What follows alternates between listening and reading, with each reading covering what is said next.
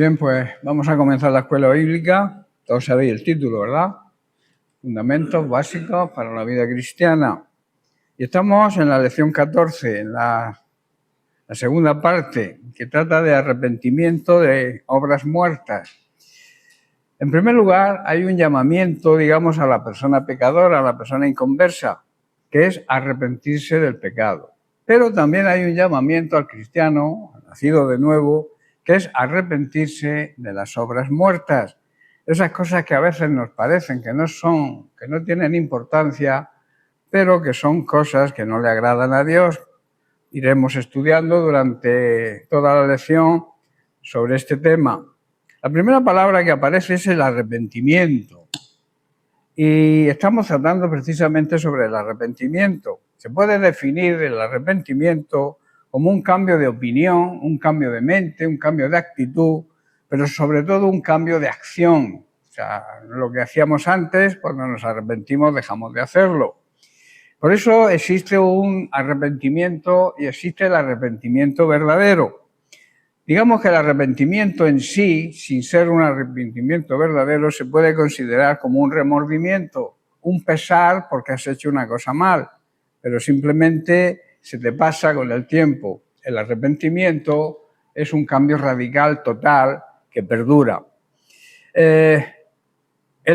Por tanto, el arrepentimiento no es solo una acción mental, estar convencido con la mente de que has hecho algo mal, sino es una tristeza, pero no una tristeza mundana, es una tristeza por haber ofendido a Dios.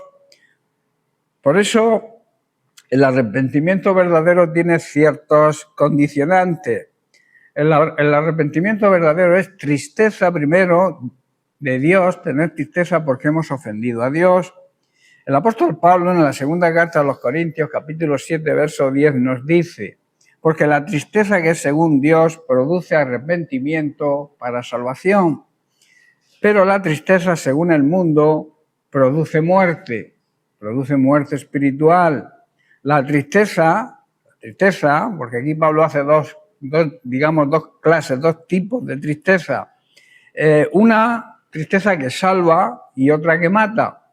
Una tristeza que viene del cielo y la otra brota de nuestra carne. Una lleva al arrepentimiento y la otra lleva a la desesperación y a la condenación. Pusimos el caso del arrepentimiento de Pedro, dando frutos dignos de arrepentimiento. La Biblia enseña que lloró amargamente.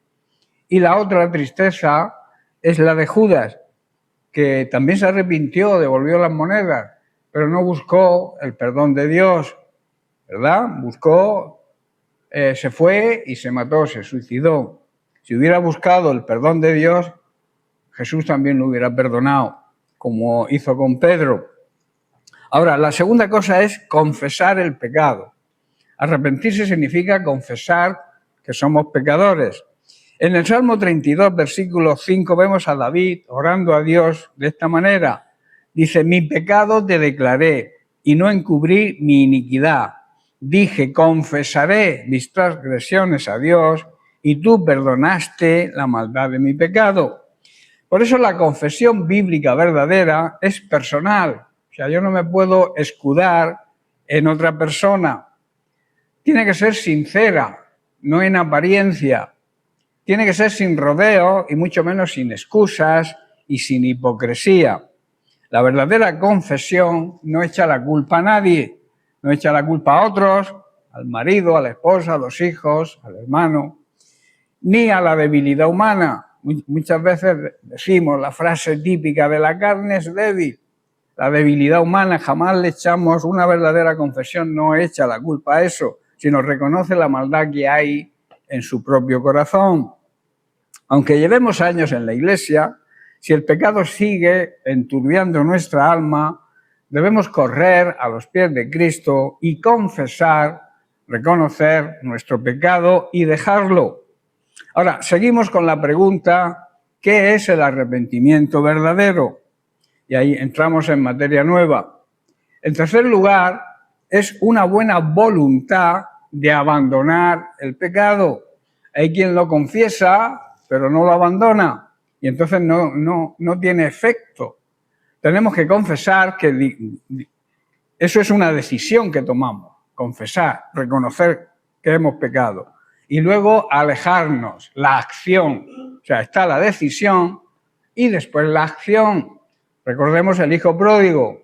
Él volvió en sí y dijo, volveré. Se levantó y volvió. Hay quien reconoce los pecados, reconoce que es pecador, que está pecando, pero no se aleja. Entonces no tiene la misericordia de Dios que concede a aquellos que confiesan y se alejan del pecado.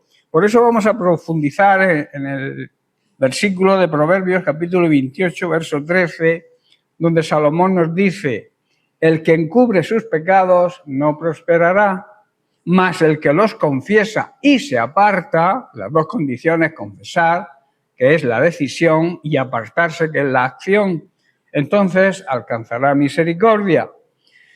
Existe un camino para recibir la misericordia de Dios y no es otro que confesar y apartarse.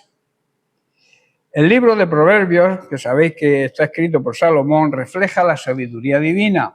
En este versículo encontramos quizá una de las perlas más preciosas de este libro. No es una palabra, digamos, que halaga, que nos guste, ¿verdad? Sino es una palabra que hiere, hace daño, pero hiere para sanar. Es como la cirugía de un doctor. Tú tienes un mal y te hiere con el bisturí, te hace una operación, pero es para sanarte. Pues así es la palabra de Dios. A veces nos hace daño, pero el principal motivo es para sanarnos, precisamente, hacernos una cirugía. Por eso la verdad duele, pero la mentira destruye. Quien te hiere con la verdad es que te ama y valora tu fortaleza para afrontarla. Mientras quien te miente demuestra lo poco que te ama y también subestima tu capacidad de enfrentar la realidad. ¿Estás entendiendo? Por eso el que te dice la mentira, aunque te haga daño, es que te ama de verdad y que valora que tú estás capacitado para afrontar la realidad. Alguien dijo, Dios primero nos hiere con su palabra, la cual nos confronta con el pecado, para después sanarnos con la verdad del Evangelio. Este versículo corta, o sea, hace una cirugía con el bisturí de la verdad, pero también consuela con el poder de la gracia de Dios. Sabéis que la gracia es ese poder que nos capacita para afrontar la realidad de la verdad y en este caso la realidad y las consecuencias del pecado. Nos confronta, este versículo nos confronta con la verdad y con las consecuencias que tiene si nos mantenemos en el pecado, si no nos alejamos del pecado. Hoy se habla mucho de éxito y de prosperidad, incluso dentro de las iglesias se predica mucho sobre la prosperidad, yo la llamo la falsa prosperidad, pero se habla y se predica muy poco del pecado y de sus consecuencias. Yo creo que aquí no es el caso, ¿verdad? Porque aquí se suele hablar mucho sobre el pecado y las consecuencias para que nadie nos condenemos. El Señor nos habla del pecado y de las consecuencias porque no quiere que nadie se condene. Por eso necesitamos, es una necesidad el arrepentimiento para recibir el perdón y la misericordia de Dios. Esto es un gran contraste con la sabiduría divina. No se trata de esconder, no se trata de tapar, no se trata de justificar, no se trata de aparentar, no se trata de quitarle importancia a la importancia real que tiene el pecado.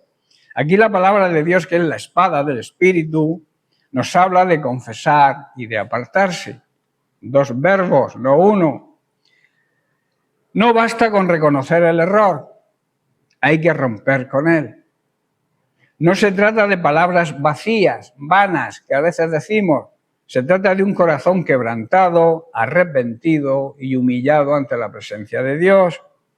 Por eso vamos a analizar este versículo y vamos a ver algunos detalles que tenemos que considerar.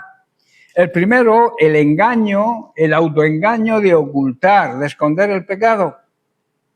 El versículo dice, el que esconde, el que encubre sus pecados, dice, no prosperará. Ahora, ¿qué significa encubrir el pecado? Encubrir no solo es querer ocultarlo, digamos, al prójimo, a la gente que nos rodea. Es sobre todo intentar ocultarlo a Dios, cosa que por otro lado es imposible, porque a Dios no se le puede ocultar nada. Es, digamos, justificarse ante Dios, maquillar el pecado, minimizar el pecado y sus consecuencias, o sea, no darle importancia al pecado. Eso es un engaño, es el autoengaño que a veces los que persisten en pecar quieren justificarse. Es como Adán cuando se escondió entre los árboles después de pecar. Pero yo pregunto, ¿podemos nosotros esconderle algo a aquel que todo lo ve y que todo lo sabe y todo lo puede? Es imposible, ¿no? Dios es un Dios todopoderoso, omnipresente, está en todos sitios, tiene todo poder y además omnisciente, que quiere decir que todo lo sabe. Podemos acallar quizás la conciencia por un tiempo, pero no está muerta, la conciencia no está muerta, es la voz. Sabéis que la conciencia es la voz del Espíritu Santo hablando a nuestro espíritu. Podemos, digamos, acallarla por un tiempo, pero al final la conciencia no está muerta, sale a relucir la culpa, el pecado, quizás podamos disfrazarlo, podremos tratar de ocultarlo, pero siempre va a encontrar un camino para salir a la luz. El pecado siempre se descubre, por mucho que queramos ocultarlo.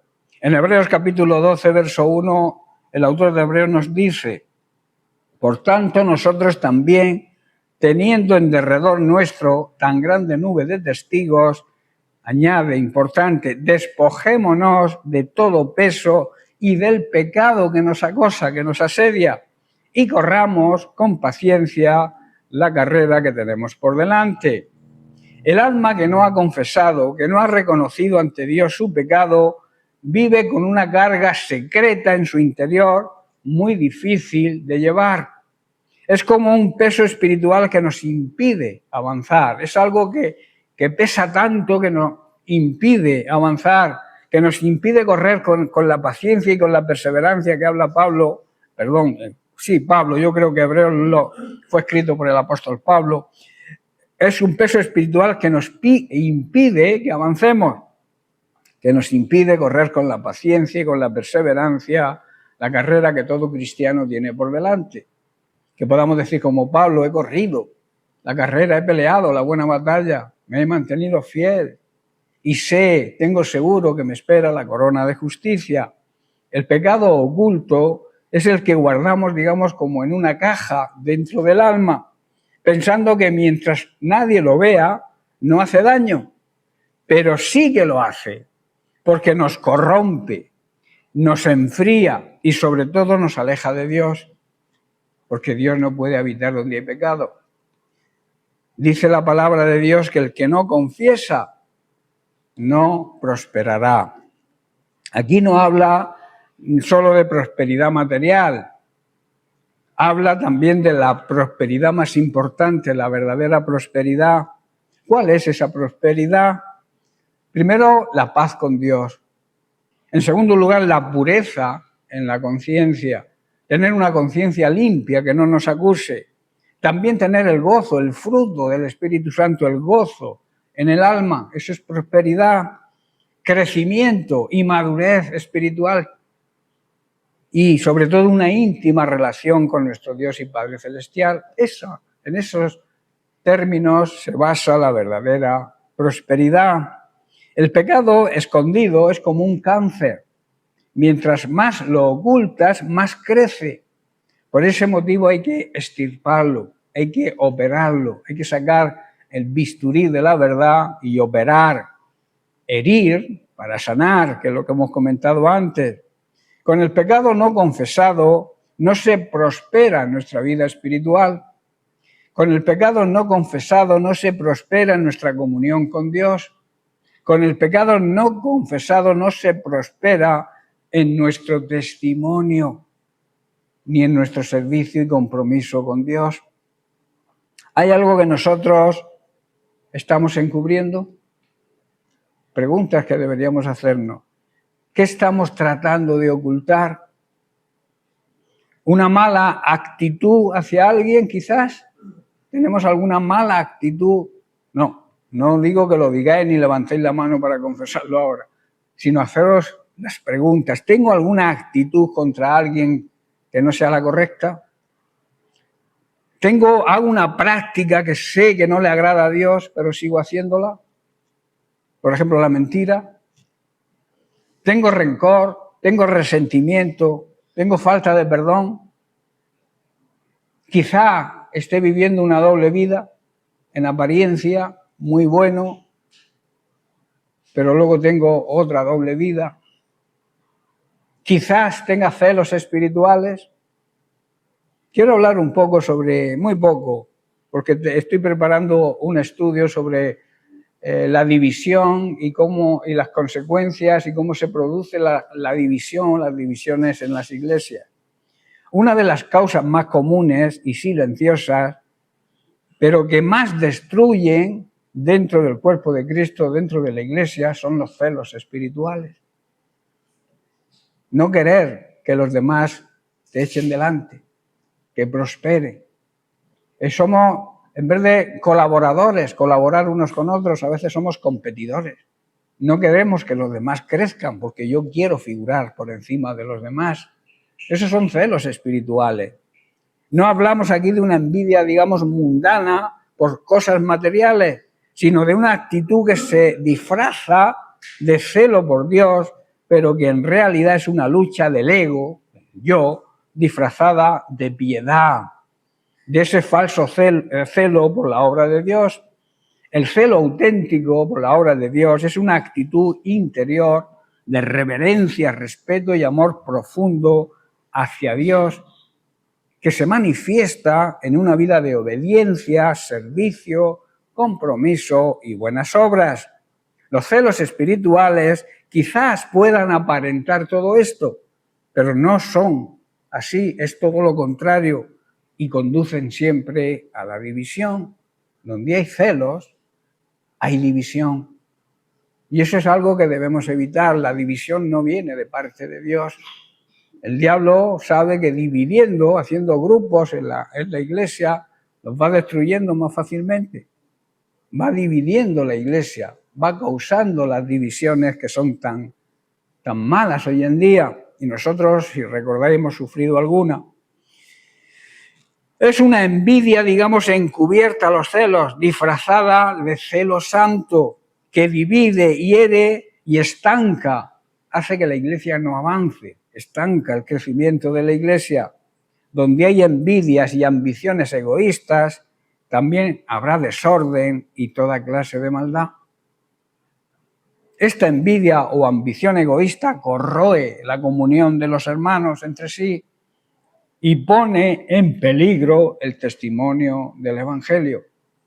Esto significa que el mayor perjudicado cuando hay celos espirituales, envidias egoístas, es el Evangelio de Cristo.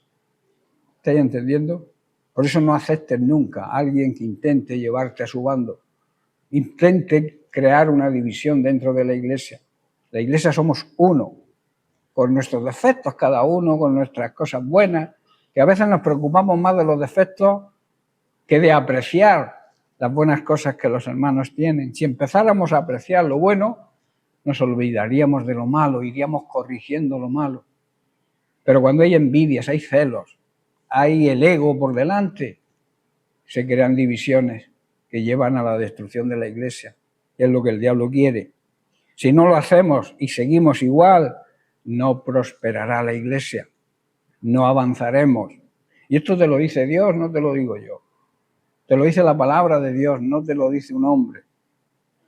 El segundo detalle a tener en cuenta es que existe el arrepentimiento, encuentra un camino hacia la restauración. El único camino hacia la restauración es el arrepentimiento.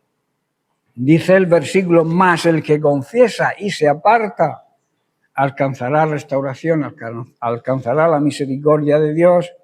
Aquí tenemos el remedio divino, el camino para la restauración, no solo para el pecador perdido, sino también para el creyente que ha caído. A veces pensamos que la restauración es para los incrédulos, pero hay muchos creyentes caídos que necesitan ser restaurados, que necesitan, en vez de ponerle el pie en el cuello y hundirlos más, necesitan ser levantados.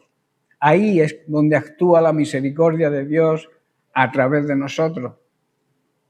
Por eso, en primer lugar, dice que hay que confesar, el que confiesa. ¿Qué significa confesar? Significa, en primer lugar, pensar sobre el pecado de la misma manera que piensa Dios, no como yo pienso, como yo creo.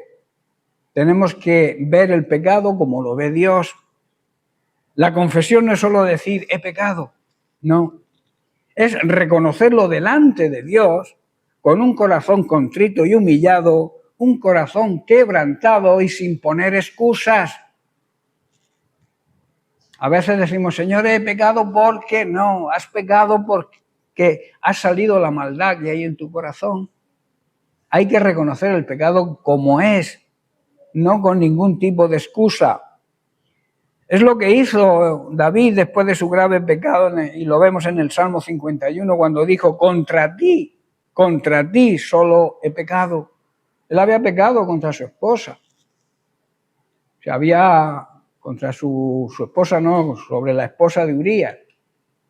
Con Betsabé pecó contra el pueblo que le faltó. Trató de engañar, matando a Ucías, poniéndolo, no directamente, pero el que lo mató fue él, porque le mandó poner en el sitio más peligroso de la batalla. Y entonces él reconoce que todo pecado, en primer lugar, le afecta a Dios, va dirigido contra Dios. Por eso dice, contra ti solo he pecado. Es también como el hijo pródigo que dijo, Padre, he pecado contra el cielo. Primero contra Dios, contra el cielo, y luego contra ti. Es como el publicano que no se atrevía a levantar los ojos. Decía, sé propicio a mí, pecador. O sea, ten compasión de mí, porque soy pecador. Confesar no es lamentarse por las consecuencias, sino por la ofensa que cometemos contra Dios. Por eso debes hablar con Dios, debes confesar tu pecado, debes buscar su perdón como hizo Pedro. Incluso puedes hacerlo con lágrimas. Llama y considera el pecado como lo llama y lo considera Dios. No racionalices, no te justifiques más, sino arrepiéntete y confiesa y reconoce como hizo David y tantos personajes bíblicos lo hicieron. Entonces podremos hallar la paz, la liberación, el descanso y sobre todo seremos prosperados en la relación con Dios, que como hemos dicho es la verdadera prosperidad. Y en segundo lugar dice apartarse. Aquí está la evidencia, la señal de una verdadera confesión. Aquel que confiesa su pecado, la señal que lo demuestra es que se aparta. No solamente deja el pecado, sino que lo aborrece, odia el pecado. Esa es la evidencia de una verdadera confesión. Ejemplos de esta evidencia podría ser el que robaba, ya no roba más. El que fornicaba, ya no fornica más. El que mentía, ahora dice la verdad. El que guarda odio y rencor, ahora busca perdonar. El que vive una doble vida, busca vivir en la única vida que merece la pena vivir. La vida que Jesús nos ofrece y nos promete. Busca la luz y busca la vida en Cristo, la nueva vida en Cristo. Muchos confiesan, muchos reconocen su pecado, pero no se apartan, no lo abandonan y claro, no se hace efectiva en ellos la misericordia de Dios y tampoco prosperan, tampoco les van las cosas bien. Alguien dijo, confesar sin apartarse es como pedir perdón con los labios y guardar el veneno en el corazón. Es lo mismo que tú dices que has perdonado a alguien, pero lo dices de labios para afuera y en el corazón sigues teniendo rencor. Pues es lo mismo aquel que confiesa el pecado y no lo abandona, no lo aborrece. Por ejemplo, vamos a poner un ejemplo, un borracho dice que se arrodillaba cada noche. Señor, perdona mi pecado. Y al otro día se volvía a la taberna y se emborrachaba otra vez. Un día su hijo le dijo, papá, ¿para qué oras si no cambias? Es una buena ilustración, ¿verdad? Un buen ejemplo. Eso es lo mismo que dice Dios a muchos. ¿De qué te sirve tu confesión? ¿De qué te sirve tu oración? Si no hay apartamiento, alejamiento del pecado, si sigues pecando, ¿de qué te sirve orar? ¿De qué te sirve confesar que estás pecando? Reconocer que estás pecando si no abandonas el pecado. El tercer detalle a tener en cuenta, tenemos una gloriosa promesa, hermanos, la misericordia de Dios. Dice que el versículo que el que confiesa y se aparta alcanzará misericordia. No dice recibirá castigo, tampoco dice será avergonzado por su pecado, ni será rechazado por Dios. Dios dice que alcanzará misericordia. Tremendo, ¿verdad? O sea, se ha pecado y lo normal en la vida cuando se comete un delito, aquí en la tierra se paga, ¿verdad? Se castiga. Pero Dios dice que si lo reconoces y te alejas del pecado, no te va a avergonzar, no te va a castigar, no te va a rechazar, sino que recibirás su misericordia. Tremendo, ¿verdad? Ahora, ¿qué es misericordia? Misericordia es no recibir el castigo que merecemos. Misericordia es recibir el perdón que tampoco merecemos. Es que Dios abraza al que viene sucio a él, como el padre cuando abrazó al hijo pródigo, cuando éste volvió en sí. Lo abrazó y luego mandó matar al becerro gordo, ponerle el anillo de la nueva identidad, de recobrar la nueva identidad en él. Lo limpió también. Si queremos ser acreedores a la misericordia de Dios, tenemos que tomar el camino de la confesión y el apartamiento del pecado. No hay otro camino. No se puede recibir la misericordia de Dios si no te arrepientes y no te alejas del pecado. Eso es una ley divina que se cumple, como la ley de la gravedad. Se cumple. Dios no quiere castigar a nadie, Dios no quiere que nadie se condene, pero hay una ley. Si no hay arrepentimiento, no hay perdón. Si no hay reconocimiento del pecado y alejándonos del pecado, no tenemos la misericordia de Dios. Hay un llamado de parte de Dios, porque Dios sigue amando a su creación, sigue amando a su iglesia, sigue amando a sus hijos caídos. Y hay un llamado que es que no debemos ocultar más lo que Dios ya conoce.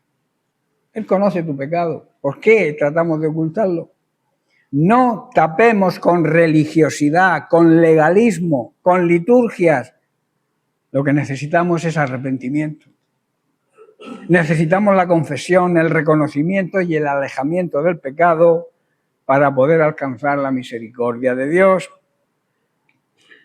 Hay un llamado a los creyentes y hay una pregunta. ¿Hay algo que el Espíritu Santo te ha mostrado sobre este tema?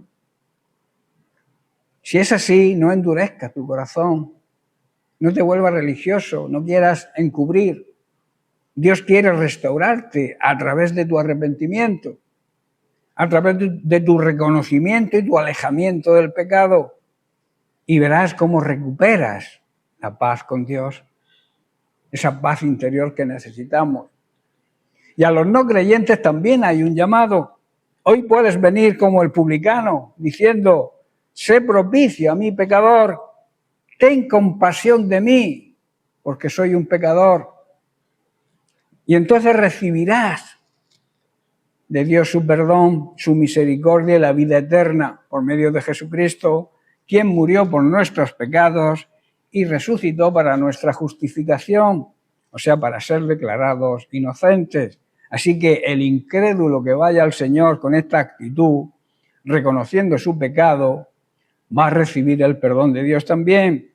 Recordemos las palabras de Salomón: el que encubre sus pecados no prosperará, mas aquel que los confiesa y se aleja, se aparta, alcanzará misericordia. Amén. Bien, seguimos con la pregunta de qué es el arrepentimiento verdadero. Cuando uno se arrepiente de verdad, tiene odio, odia el pecado. En Ezequiel, capítulo 20, versículos 43 y 44, Dios por boca del profeta dice: y allí os acordaréis de vuestros caminos y de todos vuestros hechos en que os contaminasteis y os aborreceréis a vosotros mismos a causa de todos vuestros pecados que cometiste. Verso 44, y sabréis que yo soy Dios cuando haga con vosotros por amor de mi nombre, no según vuestros caminos malos, ni según vuestras perversas obras, oh casa de Israel, dice Dios el Señor. Cuando Dios obra por amor de su nombre. Ahora vamos a explicar lo que significa esto. El profeta Ezequiel habla a un pueblo rebelde, obstinado y desobediente. Sin embargo, Dios no habla aquí solo para reprender, sino para recordarles que Él es fiel a su nombre, aun cuando ellos no lo hayan sido a su pacto. El mensaje de este pasaje es muy profundo. Dios no trata con nosotros según lo merecemos, porque no merecemos nada con nuestro pecado, sino según su misericordia. O sea, Dios no trata con nosotros porque lo merezcamos. No tiene misericordia de nosotros porque la merezcamos, sino porque Él es misericordioso. ¿Estáis comprendiendo? Consideraciones. Primero tenemos un recuerdo que produce vergüenza. Dice el versículo, y allí os acordaréis de vuestros caminos. El Señor anticipa el momento en que su pueblo miraría hacia atrás y que vería claramente sus pecados. No sería un recuerdo, digamos, superficial, sino uno que produciría dolor y vergüenza santa. Por eso dice, y allí os acordaréis de vuestros malos caminos. No es el remordimiento que siente el mundo, sino la tristeza que nos conduce al arrepentimiento. ¿Cuántas veces hemos caminado por caminos torcidos? Muchas, ¿verdad? ¿Cuántas veces nos hemos avergonzado de nuestras decisiones en el pasado? Hemos mirado hacia atrás y nos hemos avergonzado de cosas que hemos hecho, ¿verdad? Dios permite que miremos atrás no para condenarnos, sino para que valoremos más la gracia con la cual nos levantó en ese momento. ¿Entendéis, verdad? Es como el hijo pródigo que al volver en sí recordó su necedad y dijo, Padre, he pecado. Se acordó de que había sido un necio con abandonar la casa del Padre. El recuerdo del pecado nos humilla, pero también nos prepara para recibir el abrazo del Padre. ¿Estáis entendiendo? Como hizo el padre del hijo pródigo. El recuerdo nos humilla al reconocer lo mal que lo hicimos, al reconocer la necedad de salirnos de la casa del Padre, porque cuando vivimos en pecado nos salimos de la protección del Padre. Pero también esto nos prepara para que Dios nos pueda dar ese abrazo que tanto desea darnos. En segundo lugar, hablamos de un trato inmerecido. Dice, cuando haya obrado con vosotros por amor de mi nombre.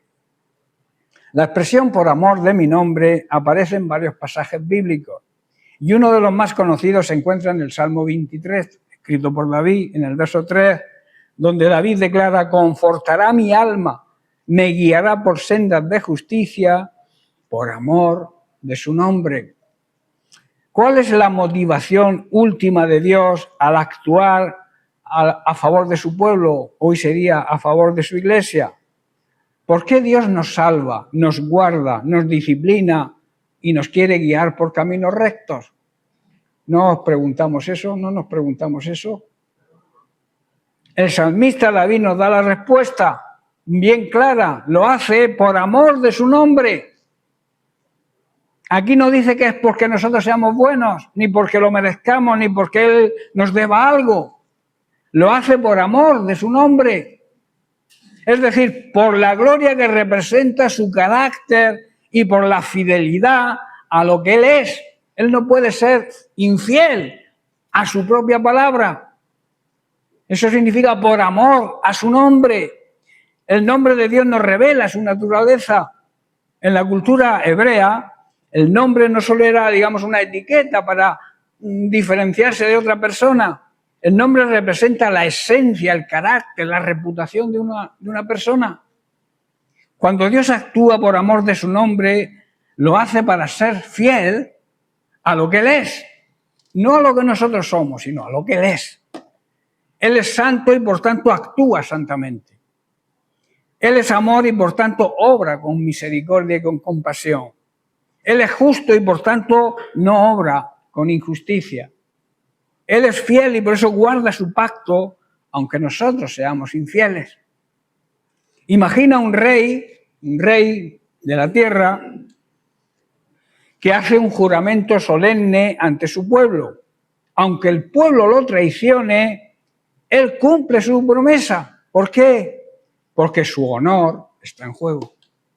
¿Estáis entendiendo? Porque si el rey no cumple con lo que promete, su honor lo pierde. De la misma manera Dios guarda su palabra, no porque nosotros seamos dignos, sino porque su gloria está en juego, su reputación está en juego. Dios guarda, protege a su pueblo por amor de su nombre.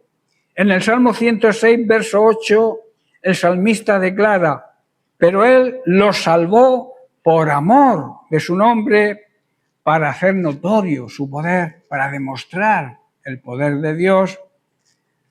El pueblo de Israel en el desierto fue rebelde, desobediente, ingrato, pero sin embargo Dios no los destruyó, ¿verdad? ¿Por qué? Porque su nombre estaba comprometido. Él se había dado a conocer como el Dios de Abraham, el Dios de Isaac, el Dios de Jacob. Había prometido ser su Dios, por tanto, aunque los disciplinó, no los desechó. Así es también con nosotros hoy. Si estamos en Cristo, aunque fallemos, Él nos sostiene, Él nos guía, Él quiere restaurar nuestra vida. ¿Por qué? No porque lo merezcamos, repito, sino porque Cristo puso su nombre sobre nosotros. ¿Estáis entendiendo? El Señor nos guía por sendas de justicia. El texto dice: me guiará, dice David, por sendas de justicia. El cristiano no es abandonado a su suerte. Tiene un pastor, con mayúscula, fiel, que lo guía, no por caminos fáciles quizás, pero sí caminos justos, rectos y caminos de santidad. Y esta guía, nuevamente, no depende de nuestra habilidad o de nuestras buenas obras, sino de la fidelidad del pastor, la fidelidad de Dios. Puede que no entendamos el camino por el que Dios nos guía, quizás.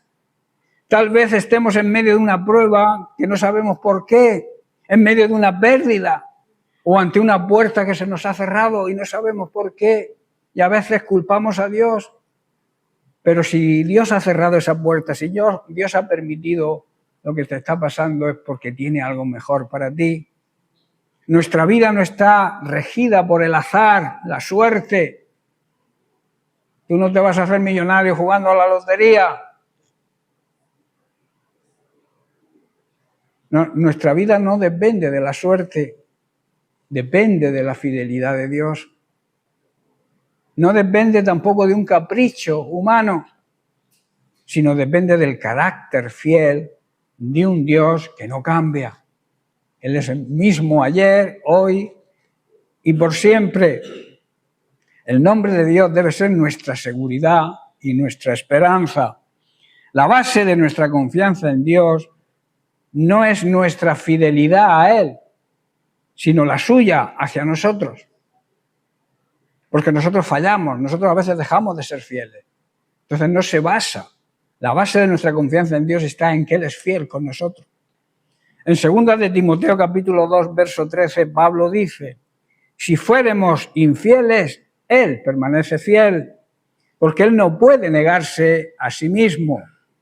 Y en Ezequiel capítulo 36, verso 22, dice: por tanto, di a la casa de Israel, así ha dicho el Señor de los ejércitos, no lo hago por vosotros, oh casa de Israel, hoy sería hoy iglesia, sino por causa de mi santo nombre, el cual profanasteis vosotros entre las naciones a donde habéis llegado.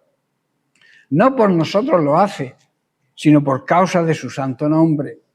Él es fiel con su palabra, su honra, su honor está en juego si dejara de cumplir su palabra. ¿Qué seguridad, por tanto, tiene el creyente?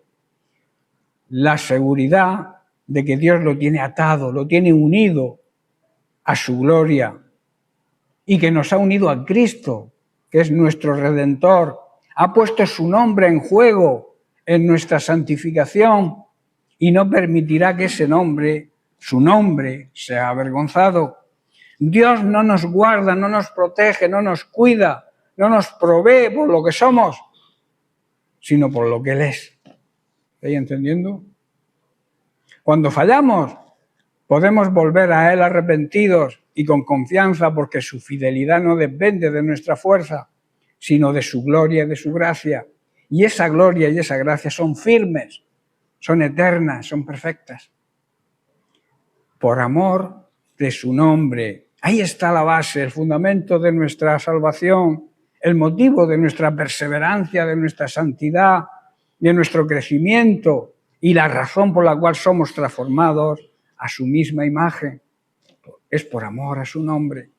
Dios no dice que nos bendecirá por merecimientos propios, sino por amor de su nombre. Aquí se revela el corazón, el centro mismo del Evangelio. Dios no nos salva por lo que somos, nos salva por lo que Él es. Amor, bondad, misericordia, perdón. El ser humano quiere ganarse, digamos, el favor de Dios, pero la Biblia muestra y enseña que Dios es quien se movió primero. Dios fue el que tomó la iniciativa cuando nosotros estábamos perdidos, muertos en nuestros delitos y en nuestros pecados. Él tomó la iniciativa de enviar a su Hijo a la cruz por nosotros. Por gracia nos regaló a Cristo. Él guarda su nombre, su fidelidad y su carácter siempre. Siempre será el mismo porque Él no cambia. Hay un ejemplo bíblico. Moisés intercedió por Israel diciendo, porque Dios había decidido destruir al pueblo. Pero entonces Moisés intercede por el pueblo ante Dios diciendo, se dirá entre los egipcios que los sacaste, que los liberaste de Egipto para destruirlos en el desierto. Como diciendo, si tú los destruyes, ¿qué van a decir los egipcios? ¿Estáis entendiendo? Moisés apeló al nombre de Dios, apeló a su pacto. Moisés le dice a Dios, tú mismo te comprometiste con ellos bajo juramento diciendo, haré que sus descendientes sean tan numerosos como las estrellas del cielo y entregaré a sus descendientes toda esta tierra que prometí darles y ellos la poseerán para siempre. Pero si los destruyes, ¿qué dirán los egipcios? Que no has cumplido con tu pacto, que no has cumplido con tu promesa. ¿Estáis comprendiendo? La siguiente consideración sobre Ezequiel 20, un conocimiento transformador. Dice, y sabréis que yo soy Dios. El trato misericordioso de Dios no nos debe llevar al orgullo, sino al conocimiento de quién es Él. Dios es justo y a la vez lleno de gracia. Tener esa experiencia con Dios deja huella, porque transforma al rebelde en uno que adora a Dios. Transforma a aquel que ha endurecido su corazón en un quebrantado, en un corazón roto, que luego Dios va a restaurar. En Lucas capítulo 7, verso 47, Jesús le dice a Simón el fariseo sobre una mujer, recordáis, una mujer pecadora que había derramado un frasco de gran precio de perfume sobre Jesús.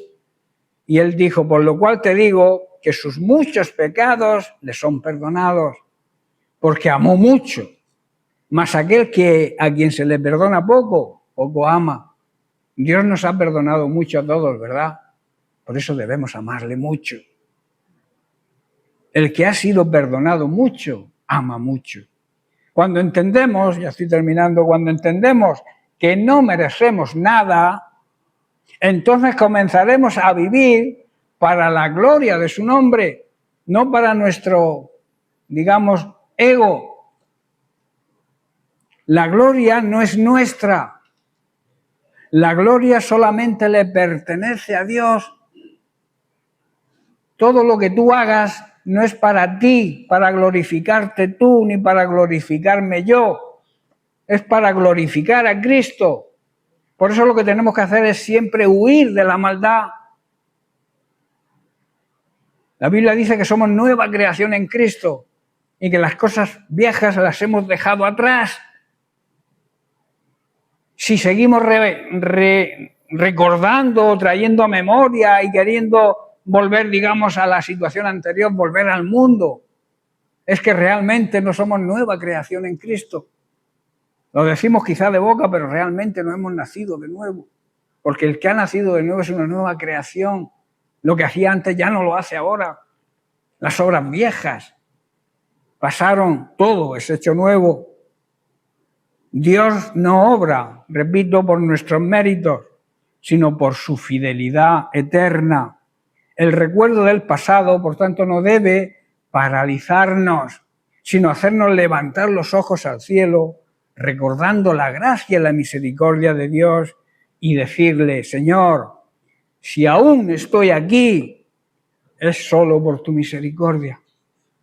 Eso deberíamos decirlo cada segundo de nuestra vida. Si aún estamos aquí en esta tierra, si aún peleamos, luchamos, si aún tenemos las necesidades cubiertas, no es porque lo merezcamos, es por su misericordia. Y eso nos demanda hacer algo. Eso nos obliga, el amor de Dios nos constriñe, nos compromete a trabajar en su obra con la dignidad y la excelencia que se merece. Si nos vemos indignos, debemos mirar a la cruz. Si el enemigo nos acusa, miremos a nuestro Señor y Salvador, que jamás nos va a acusar.